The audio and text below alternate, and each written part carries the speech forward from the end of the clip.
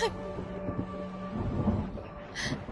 ห้เรื่องราวบานจับประดามแล้วขนมภูมิดักสระยามวยให้ลินหนึ่งยานผู้เก้บานทมลางจีมวยคณีตั้งปีกุมาผู้เก้กับบานสลายคณีหนึ่งรุ่นเนยจีมวยคณีอย่างเมียนสักใดศกย่านแต่งแต่เมื่อไทยลินหนึ่งกรุซาระบอบเนี้ยบานอย่างละอบนใต้เนื้อไทยมวยเอาปกระบอบลินตรึกบานเกยเจ้าประการท่าลุยมอนระบอบเนื้อหุ่มโดยซาแต่กรุซาไกรกรอให้ประปนระบอบกอดเมียนจมือชื่อทนได้เฟื่อยกอดสำหรับเก็บเข้าให้อัญญาโทกับบานจับขลุ่นได้ทัดขนมการเสิร์ฟบังเกิดระบอบอภิบาลสรกเนื้อเปเดลินเนียงบานดังนั่งเนียงกับบานรถตะโรเอาปกระบอบเนียงให้นเปได้อภิบาลสรกดบานเคยลินเนียงเมียนสำรสรสอาดพดก็เมียนเจ็ดจังบานเนียงลินเนียงบานซุ่มอ้อยอภิบาลสรกเลิกเลงโตอ้อยปกระบอบเนียงให้นเปได้กำปงสำรัดกอโตอภิบาลสรกดกับบานปรับอ้อยฉบรุ่ยกับบานดับบันแทนโตอ้อยทงนทงโดเลอร์ปกระบอบเนียงได้บันเดิงท่าเอาปกระบอบลินกดบานรถกิจพลุนนั่งปลาอำเภอหังซาดะเนพุ่มระหดดอมเมียนเกรงระบัวโดยชนัยเอาปกระบอบลินตรึกดอนเตียโตอ้อยเทือการทนระยะเปรี้ยปรามชนำลินเนียงบานซุ่มอ้อยอภิบาลสรกบันทอยการทอโตปกระบอบเนียงปีปลัวปกระบอบเนียงกำปงเมียนจมงือให้มันเซอร์เมียนกำลังบรรทบเมาอภิบาลสรกกบ้านอ้อยลินมอกในเย่จมวยก้อนแต่ปีเนี่ยกอดบานสนาอ้อยลินเรียบกาจมวยหนังกอดให้ปกระบอบเนียงนังเตอร์เลิกเลงโตลินได้มันดังอังปีละใบระบอบอภิบาลสรกอักเกาะโดยชเนเนียงบ้านบังคอมเจ็ดเรียบกาจมวยหนังกอดบรรทบปีประมาณให้กันลองพดเตอร์เปียวก้นเจ้าระบอบอภิบาลสรกก็บ้านมายกเล่นเจงจิพุ่มดังใบตะรัวเนื้อขนมเตะระบอบอภิบาลสรกให้มุนหนึ่งเนียงได้โจตะขนมเตะก็เมียนครูมุนอากุมมอกเฟอร์ปิธีบุมสูงรูทาลินเนียงเมาปีกรูซาไกรกรอให้ยันได้เคยลินเตอจะเจงปีกอดกอดก็บานรถหมอกแรงขบวนหนังห้าโกนกระมมดังใบมันเอาเนียงจะเจงปีกอดบนใต้กอดเตอบ้านโกนเจ้าระบอบอภิบาลสรกเวรหดดอสันหลอบให้บรรทบปีเหตุการณ์ไงนุ่มเมายันก็บ้านบัดคลุนปีพุ่มให้จำนายลินวิงเตอรูเนยจีมวยนังอภิบาลสรกนังเตอบ้านเกบ่มเปลี่ยนเตียงไก่เตียงยุบเตียงไงระหดดอนเนียงเมียนไตปัวนังบ้านสำราโกนเนี่ยได้เฟออ้อยอภิบาลสรกสบายเจ็ดจีคลังรูถักกอดนังเมียนเนี่ยสนองโมรดกบนใต้เนียงบ้านกาดโกนใส่เหมือนเมนโกนเปล่าได้เฟอกอดขอเจ็ดจีคลังให้ลินเนียงกับบ้านได้ชมุกโกนระบอบเนียงท่าดงยีให้เปเวลีบ้านกันลองพดเตอร์ปรำเปิดชแนมลินเนียงบ้านรูเนยขนมเตะอภิบาลสรกคือเจียเนี่ยบ่มราให้เนเปคลาเนียงไอตลอดตัวซัวซกตกเนี่ยเตะบ้านมาดองมากางให้นมนเปดาลอภิบาลสรกก็เรียบกาจีมวยหนังลินกดเมียนประปนโดยต่อให้ปีเนี่ยคนใต้ปุเนียงคือมันไอเมียนโกนหน่อยกอดบานเข้าปีลินได้เติบแต่เรียบกาโจลเมาก็บ้านบังการโกนอ้อยอภิบาลสรกบ้านพลิมให้ประตูใบเจโกนสไลก็ดอยเนี่ยสไลตีมวยกดก็เมียนเจ็ดจรนัยให้ก่อนแต่งแต่สไลบรรโตนั่งท่าอ้อยเขมงจะเรียงรอไงบรรทบเมาอภิบาลบรรทบชีเยี่ยมเมียนโกนเปล่าจีมวยหนังลินไว้ล่างจีมวยหนังเนียงเตียงยุบเตียงไงอ้อระยะเป๊ะผมเปิดชนำก็เนื้อตายมันเมียนโกนให้ประตูใบเจลินเนียงบ้านเรียบกาตามฉบับเนียงเนื้อตายตระเกมือเงยให้มันอายอังก้อยย่ามาให้จีมวยประปนเสียงเตียดบานบรรทบเมาเนี่ยสไลทมบ้านในยัยดาอภิบาลท่าเมียนเปียจามรามท่าอภิบาลสรกเยี่ยมมนุษย์เปล่าได้มันอายเมียนโกนบ้านให้เปียนี่บ้านเฟออ้อยอภิบาลขังจีคลังให้กอดบ้านดาเตอร์บัญจิงกับหังตะเลลินรหดดอกกบ้าระบอบเนียงใบก็ปันไตลินเนียงก็มันบ้านในยัยไอหนุได้เนียงบ้านอ่อนกบ้าเจ้าให้โปรโมทบำไนจานแต่บ้านใบกติตีให้เนื้อไงมวยลินเนียงบ้านนอมดงยีตึกสาให้เนียงบ้านเคยท่าเมียนมนุษย์กับปงชลุกประไก่ขณีให้กอดคือเจียชมุยลุกขดามได้กับปงตระบ้านเกดังเจงลินเนียงก็ประหยัดดาตามกอดรูฐานเนียงเมียนอารมณ์โดยเจียทลบสกอก็ปีมนเมาให้กอดคือจียานได้จีอดัดสองสายจ้าระบอบเนียงยานกอดบ้านปรับท่ากอดบ้านตลอดมารุนขนมพุมวิงประหารมวยคล้ายเจียงเฮยดงยีก็บ้านสู้มาได้ท่าไม้กับปงใต้ในเย่จมวยหนาเกลินเนียงบ้านนายนอมโกนใส่ระบอบเนียงอ้อยสกอลยานให้ยานกอดบ้านสะสะดงยีท่าสระสะโดยมาได้ระบอบเนียงบรรทบปีในเย่จอบกอดกับบ้านได้จะเจงเตอให้จับตั้งปิดไงนุ่มเมาลินเนียงแต่งแต่มาจูบยานในภาษาจีประจำให้ในไงมวยลินเนียงกับบ้านแต่ยามาหาไปหลังเย่จมวยนังครูซาระบอบเนียงนังบ้านปรับท่าเนียงบ้านจูบยานในไอภาษาได้เนียงปรับท่ายานเกรูในดับบอลจับจึงพนมดอได้ให้ปกระบอบลินบ้านปรับท่าลอให้ได้ลินมันบ้านเรียบกาจมวยนังยานให้นเปยโยกก็เมียนโกลอนโดยเจียมเมกับปงแผลเพลียงลินเนียงบ้านลุยโยกอาหาบันติบันตุยให้รถตรกยานในเตะระบอกก่อนยานกดเงียบเอานะได้เคยเนียงมารกก่อนบรรทบปีเนี่ยตั้งปี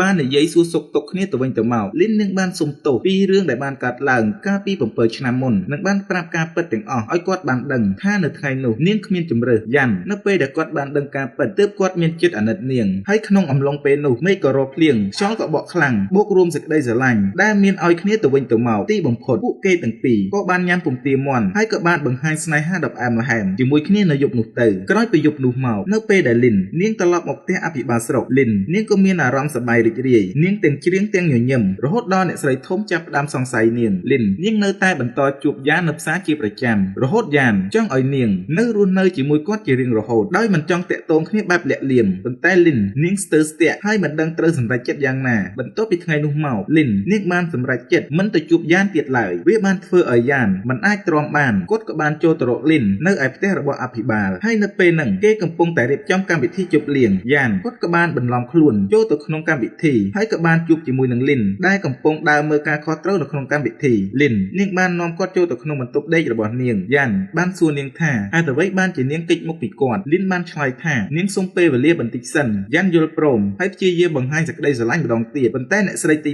2បានចូលមកកាត់ចង្វាក់អ្នកស្រីទី2ចាប់ផ្ដើមមានការសង្ស័យហើយបាននិយាយថានៅក្នុងនេះមានតែក្លិនក្តាមហើយបានណែនាំឲ្យលីនទៅផ្លាស់ប្ដូរសម្លៀកបំពាក់បន្ទាប់ពីពួកគេចេញពីបន្ទប់យ៉ានគាត់ក៏បានឆ្លៀតឱកាសនេះដើរចេញពីកន្លែងលាក់ខ្លួនតែត្រូវបានអ្នកបម្រើម្នាក់ឃើញគាត់តែគាត់បាននិយាយថាគាត់មករកអ្នកស្រីទី3ព្រោះគាត់ចង់សុំបើកប្រាក់ខែថ្លៃកម្លាំងឈ្នួលរួចគាត់ក៏បានរត់ចេញពីទីនោះទៅបន្ទាប់ពីពិធីជប់លៀងបានកន្លងផុតទៅអភិបាលស្រុកបានអង្គុយជុំគ្នាជាមួយប្រពន្ធទាំង3អ្នកស្រីធំបានសួរអភិបាលថាតើនឹងរក្សាលីននៅដល់ពេលណាទៀតព្រោះថាពេលនេះនាងនៅតែមិនអាចបង្កើតកូនប្រុសឲ្យអភិបាលបានអ្នកស្រីធំបានស្នើឲ្យអភិបាលដេញលីនចេញពីផ្ទះថាបើសិនជាលីននៅបន្តច្បាស់ជាមានពាក្យចាមរាមពីអ្នកភូមិជាមិនខានអ្នកភូមិចាប់ផ្ដើមនិយាយថាអភិបាលមិនអាចមានកូនបាននេះបានធ្វើឲ្យអភិបាលខឹងជាខ្លាំងហើយគាត់បានក្រោបទៅវាយធ្វើបាបលីនរហូតដល់ក្បាលរបស់នាងរងរបួសហើយចំណែកអ្នកស្រីធំក៏បានទៅវាយធ្វើបាបដងយីហើយបញ្ជាឲ្យលុតជង្គង់រហូតដល់មាន់រងាវលីននាងមិនអាចជួយអ្វីកូនរបស់នាងបានឡើយអ្នកស្រីទី2បានយកគួយមកឲ្យដងយីប៉ុន្តែក៏ត្រូវបានអ្នកស្រីធំហាមមិនឲ្យទៅរវីរវល់នៅយប់នោះលីននាងបានអង្គុយមើលកូនរបស់នាងរហូតដល់ចិត្តភ្លឺហើយនាងបានងាកទៅមើលទាហានដែលនៅយាមនៅទីនោះអ្នកយាមដែលមានចិត្តអាណិតលីនហើយនឹងកូនក៏បានងក់ក្បាលហើយឲ្យនាងជួយកូនរបស់នាងក្រោយហេតុការណ៍នៅយប់នោះលីន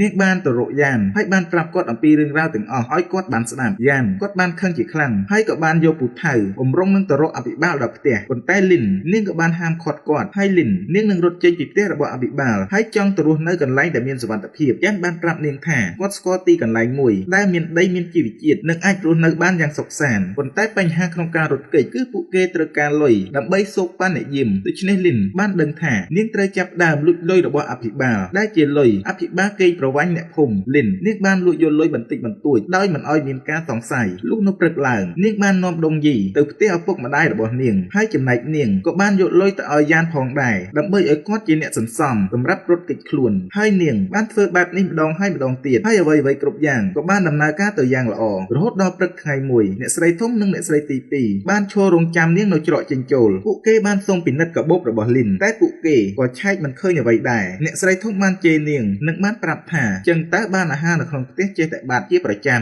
ហើយសម្រាប់រឿងរ៉ាវទាំងអស់ដែលបានកើតឡើងគឺវាមិនផុតក្រសែភ្នែករបស់ពាវនោះទេហើយពាវគាត់មានអារម្មណ៍ថាមានអ្វីមួយមិនប្រក្រតីហើយបានត្រឡប់ទៅត្រួតពិនិត្យបញ្ជីម្ដងទៀតហើយពាវបានដឹងថាលុយមួយចំនួនត្រូវបានបាត់គាត់បានរាយការណ៍ទៅអភិបាលស្រុកហើយបានគិតសង្ស័យលីនពីព្រោះថានាងតែងតែចេញទៅក្រៅភូមិជាច្រើនដងនៅពេលនោះក៏មានអ្នកបម្រើម្នាក់ដែលត្រូវបានគេចោទប្រកាន់ថាជាអ្នកលួចលុយគាត់បានឈរស្រែកនៅក្នុងសភាពស្រវឹងស្រាហើយបានប្រាប់ថាគាត់មិនបានលួចលុយនោះទេហើយនៅពេលដែលអភិបាលស្រុកដើរមកដល់គាត់ក៏បានយកផើងផ្កាវាចំក្បាលរបស់អ្នកបម្រើនោះស្លាប់ភ្លាមបន្ទាប់ពីហេតុការណ៍នៅថ្ងៃនោះលីននាងមានអារម្មណ៍ខុសឆ្គងយ៉ាងខ្លាំងពីព្រោះនាងគឺជាដើមហេតុដែលធ្វើឲ្យមានអ្នកស្លាប់នាងបានទៅរកយ៉ាននិងបានប្រាប់រឿងរ៉ាវទាំងអស់ឲ្យគាត់បានដឹងថាបើសិនបើនាងមិនទៅលួចលុយគាត់ក៏មិនស្លាប់បែបនេះដែរតែនៅពេលហ្នឹងពាវក៏បានលបស្ដាប់ឮហើយភ្លាមនោះគាត់ក៏បានកដាស់ដែលធ្វើឲ្យលីននិងយ៉ានបានឮសំឡេងគាត់ប្រញាប់ចេញទៅមើលយ៉ានគាត់បានចាប់ពាវមកចងនៅក្នុងផ្ទះដើម្បីសួរនាំគាត់ថាមកធ្វើអ្វីទីនេះពាវគាត់បានប្រាប់ថាគាត់គ្រាន់តែមកស៊ើបរឿងលុយដែលបានបាត់តែគាត់មិនបានដឹងរឿងដែលអ្នកទាំងពីរលួចមកជួបគ្នាពាវគាត់ក៏បានគិតផែនការមួយបើសិនជាយ៉ានដោះលែងគាត់នឹងទៅប្រាប់អភិបាលស្រុកថាគាត់គឺជាអ្នករកលុយខុសប៉ុន្តែយ៉ានគាត់ក៏មិនបានជឿពាវនោះដែរពាវក៏បាននិយាយតថានៅក្នុងថតទុករបស់អភិបាលស្រុកគឺមានសម្បត្តិក្រហមមួយច្បាប់ដែលបានសរសេរពីការទុច្ចរិតរបស់អភិបាលស្រុកទាំងអស់ហើយបើសិនជាដោះលែងគេនឹងទៅយកមកឲ្យលីនហើយនឹងយ៉ានក៏បាននាំគ្នាមកប្រឹក្សានៅក្បែរមាត់ទឹកលីននាងបានប្រាប់យ៉ានថាលីនមិនចង់ឲ្យយ៉ានសម្លាប់មនុស្សនាងបានប្រាប់យ៉ានឲ្យនៅសងប់សន្តិអារម្មណ៍នៅទីនេះសិនហើយនាងនឹងដើរចូលទៅនិយាយជាមួយនឹងគេដោយខ្លួនឯងហើយពាវគេក៏បានយកអង្វែងចានទៅ ទៅកាត់ខ្សែចំណងរហូតដល់ដាច់ហើយនៅពេលដែលលីនចូលទៅនិយាយជាមួយគេនៅក្នុងផ្ទះគេក៏បានធ្វើពុតជាដកដង្ហើមមិនចេញហើយក៏បានសុំឲ្យលីនជួយជូតឈាមចេញ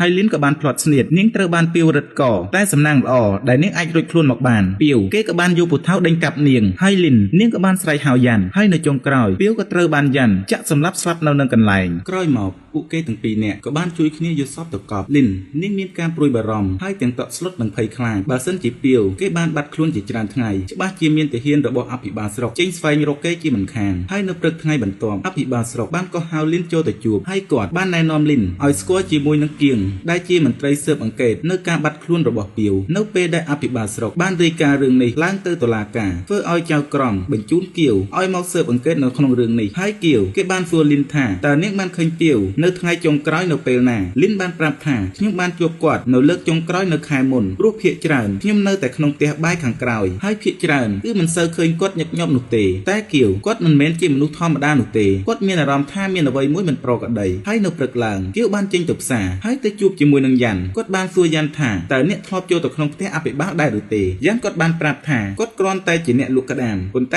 គាត់ធ្លាប់ទៅផ្ទះអភិបាលជួយធ្វើការងារនៅក្នុងកម្មវិធីជប់លៀងប៉ុន្តែគៀវបាននិយាយថាព្រោះថាអ្នកបម្រើនៅក្នុងផ្ទះអភិបាលស្រុកបានឃើញអ្នកចេញពីបន្ទប់អ្នកស្រីទី3យ៉ាន់បានប្រាប់ថាខ្ញុំគ្រាន់តែទៅបើកលុយថ្លៃឈ្នួលតែប៉ុណ្ណោះគៀវបាននិយាយថាអាការៈអ្នកបង្ហាញឲ្យដឹងថាអ្នកកំពុងលាក់អាកំបាំងអ្វីម្យ៉ាងបន្ទាប់មកយ៉ាន់គាត់ក៏បានមកជួបនឹងលីនហើយលីនដឹងថាគៀវគឺជាមនុស្សឆ្លាតហើយប្រហែលជាគេបានដឹងនៅរឿងអ្វីហើយលីននាងចង់រត់គេចខ្លួននៅយប់នេះប៉ុន្តែយ៉ាន់មិនយល់ស្របហើយប្រាប់ថាត្រូវចាត់ការសាកសពជាមុនសិនព្រោះថាគៀវច្បាស់ជាទៅរកគាត់នៅផ្ទះនៅយប់នេះហើយលីននាងបានស្ម័គ្រចិត្តនឹងទៅជួយគាត់ហើយក៏បានត្រឡប់ទៅភូមិវិញជាមួយនឹងយ៉ាន់ថ្ងៃនេះហើយវាក៏ដូចអ្វីដែលយ៉ាន់បានគិតគៀវគាត់បានចូលទៅក្នុងភូមិហើយបានទៅរកឪពុកម្ដាយរបស់លីនដើម្បីស្វែងរកព័ត៌មានបន្ថែមហើយគាត់ក៏បានដឹងថាលីននិងយ៉ាន់ធ្លាប់ស្រឡាញ់គ្នាពីមុនមកហើយត្រូវអភិបាលស្រុកលេងល្បិចក្នុងការកាត់ក្តីដើម្បីឲ្យលីនរៀបការជាមួយនឹងគាត់ហើយយ៉ាន់នៅពេលនេះគាត់បានចូលទៅក្នុងព្រៃដើម្បីជីកយកសាកសពរបស់ពីវឡើងមកដើម្បីយកទៅកប់កន្លែងផ្សេងបន្ទាប់មកគាត់ក៏បានដើរទៅយកខោអាវនៅឯផ្ទះរបស់គាត់ហើយគាត់ក៏បានជួបជាមួយនឹងគៀវដែលកំពុងឈររងចាំគាត់គៀវគាត់បាននិយាយអំពីការស៊ើបអង្កេតរបស់គាត់ឲ្យយ៉ាន់គាត់បានស្ដាប់យ៉ាន់គាត់ក៏មិនរងចាំយូរនោះដែរគាត់ក៏បានរត់បាត់ជើងសព្រាតចូលទៅក្នុងព្រៃភ្ល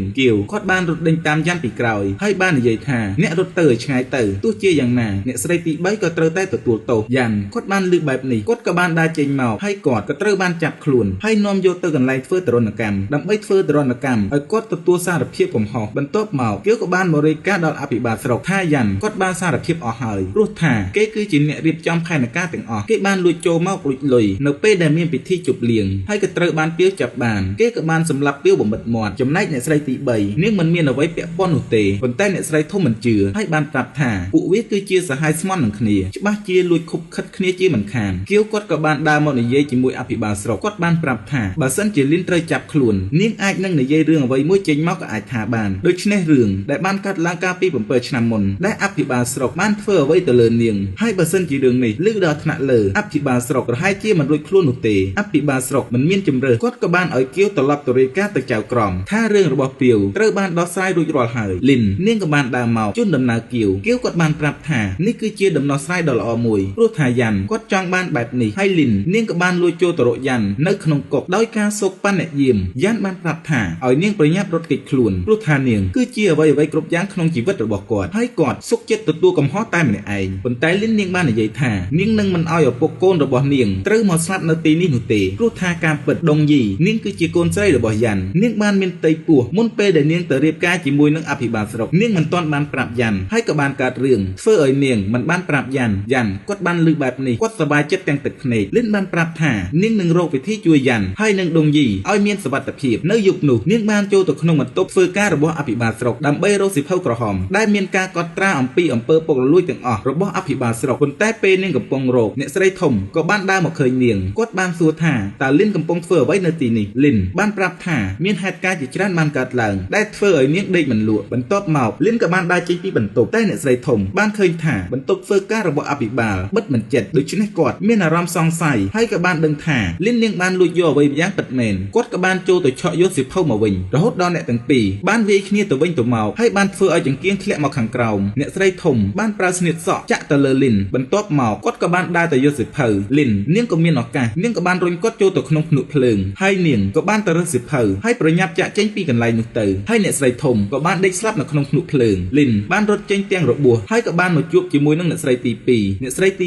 2បានលាក់ខ្លួនលីននៅក្នុងបន្ទប់ដាក់អីវ៉ាន់លីននាងបានលាក់ខ្លួននៅក្នុងបន្ទប់ដាក់អីវ៉ាន់រហូតដល់ពេលព្រឹកហើយនាងក៏បានដើរទៅរកអភិបាលស្រុកហើយបានបង្ហាញផុសតាងរួចបាននិយាយថាបើអ្នកមិនដោះលែងយ៉ាន់ខ្ញុំនឹងបង្ហាញការពិតទាំងអស់អភិបាលស្រុកបានខឹងយ៉ាងខ្លាំងតែគាត់មិនអាចធ្វើអ្វីបានព្រោះថាគាត់ខ្លាចការពិតនឹងត្រូវលាតត្រដាងលីននាងបានមកជួយយ៉ាន់ចេញពីគុកតែនាងបានរបួសធ្ងន់ដូច្នេះនាងក៏បានសម្លាប់បាត់ទៅយ៉ាន់គាត់បាននាំនាងត្រឡប់មកក្នុងភូមិវិញដើម្បីសូមឲ្យគ្រូពេទ្យជួយព្យាបាលនាងក៏ប៉ុន្តែរបួសរបស់នាងធ្ងន់ធ្ងរខ្លាំងពេកគ្រូពេទ្យគឺមិនអាចជួយបាននោះទេលីនដែលបានដឹងថាខ្លួនឯងត្រូវស្លាប់នាងក៏បានប្រើដង្ហើមចុងក្រោយដើម្បីប្រាប់កូនស្រីរបស់នាងថាម៉ែនឹងនៅជាមួយកូនជានិច្ចគ្រាន់តែកូនយកដៃរបស់កូនដាក់នៅលើដើមទ្រូងបន្ទាប់មកនាងក៏បានប្រគល់សៀវភៅក្រហមឲ្យទៅយ៉ាន់ហើយនាងក៏បានសុំឲ្យយ៉ាន់នាំកូននិងឪពុកម្ដាយរបស់នាងចាក់ចេញពីទីនេះយ៉ាន់គាត់បានបីលៀនទៅកាន់មាត់ទន្លេហើយអ្នកទាំងពីរក៏បានធ្វើពិធីមង្គលការរបស់ពួកគេយ៉ាន់គាត់បានយំហើយអោបលីនហើយលីននាងក៏បានដាច់ខ្យល់ស្លាប់បាត់ទៅក្រោយមកយ៉ាន់បាននាំដងយីនិងឪពុកម្ដាយរបស់លីនទៅរស់នៅក្នុងព្រៃ